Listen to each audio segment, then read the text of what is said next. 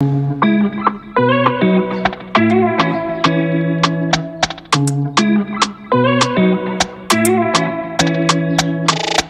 propose de passer à l'action du jour. Dites-moi la valeur que vous choisissez, qui va être le premier, le vainqueur. Dites-moi ça.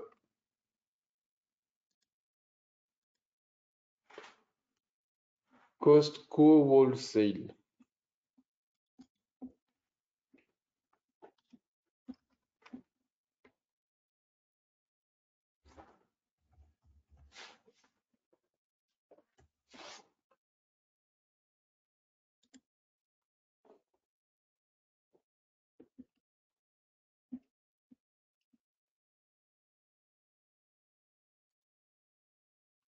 Ok, alors Costco. Ok, ok, ok. Bon, le vainqueur du jour pour l'action est Bruno, troisième groupe de grande distribution aux États-Unis. Yes, celui-là je connaissais pas. Non, mais merci beaucoup de toujours dire ce que c'est. Alors, Costco. Merci, merci à ceux qui doivent partir. Ciao, ciao. Et à demain matin à 8h, n'oubliez pas. Alors, Costco, qu'est-ce qu'on a sous les yeux de beau?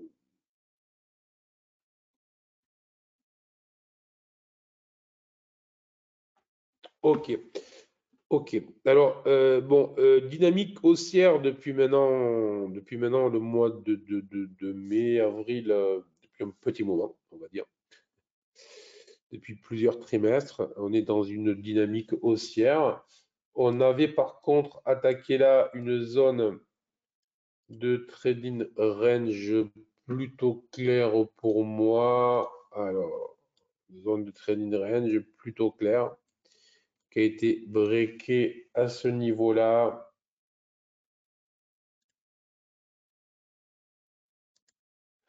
Et il y a eu un petit emballement, une petite enflammade technique. Et donc là, il y a dû y avoir une news. Donc là, il y a dû y avoir une news. Je ne sais pas si tu l'as, Bruno. Il y a dû y avoir une jolie news qui a stressé à peu près tout le monde. Et là, c'est très, très, très, très intéressant. Très, très, très intéressant. Donc, merci infiniment, Bruno, pour cette valeur. Parce que, en fait, cette news-là, je ne connais pas, mais ça ne m'intéresse pas, a servi en fait de pullback parfait sur cette zone de trading range préalable. Ce qui signifie que là, on est en train de rebondir. C'est assez. Alors, le plan que je vais vous proposer, là, je suis dans l'anticipation. Excusez-moi, j'ai le cerveau qui pense avant de vous le dire. Le plan que je vais vous proposer là est dans l'anticipation de ce qui va se passer. Donc, il y a le risque effectivement que pullback, ok, on rebondit, ok. Et pour le moment, je n'ai pas de volume, hein. C'est-à-dire que le volume est en diminution sur le rebond. Mais ce n'est pas si gênant que ça pour moi. D'accord? Bon. Euh, il faut considérer que le pullback a été fait, il faut considérer que la dynamique est plus forte que tout le reste. C'est la base lorsque l'on trade. Sinon, il faut faire autre chose. Donc, puisque la dynamique est plus forte que tout le reste, il faut considérer qu'on est en train de redémarrer un trend haussier. Le gros avantage pour moi, c'est celui-là, c'est qu'on a un stop très clair sur les 572. Et tant qu'on a un stop en trading, on est très fort. Parce que trader, c'est un métier de gestionnaire de risque. Beaucoup essayent de deviner ce que l'avenir va faire. Moi, le seul truc qui m'intéresse lorsque je trade, c'est où est-ce que je stoppe la position que j'ai ouverte. C'est le seul truc qui m'intéresse lorsque je trade.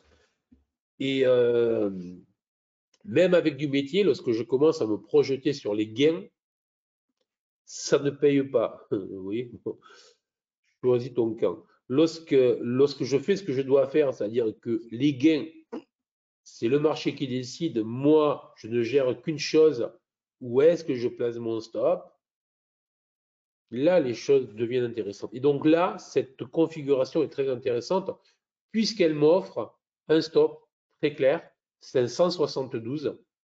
Et donc, l'idée, c'est de pouvoir entrer à l'achat sur les niveaux actuels, mais non pas une position complète, parce qu'il y a deux choses qui m'embêtent.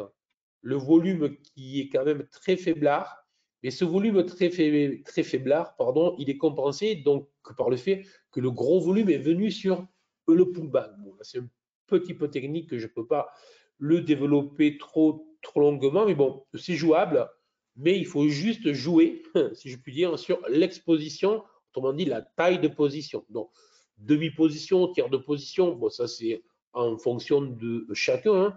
Lorsqu'on trade, lorsqu'on investit, on doit prévoir tout ça en fait à l'avance, parce que toutes les cases sont cochées, je mets tant, lorsqu'elles ne le sont pas, je mets tant, ou je mets tant, ou je mets tant. Voilà. Ça, c'est ça, moi, je ne peux rien dire. Stop obligatoire à ce niveau-là.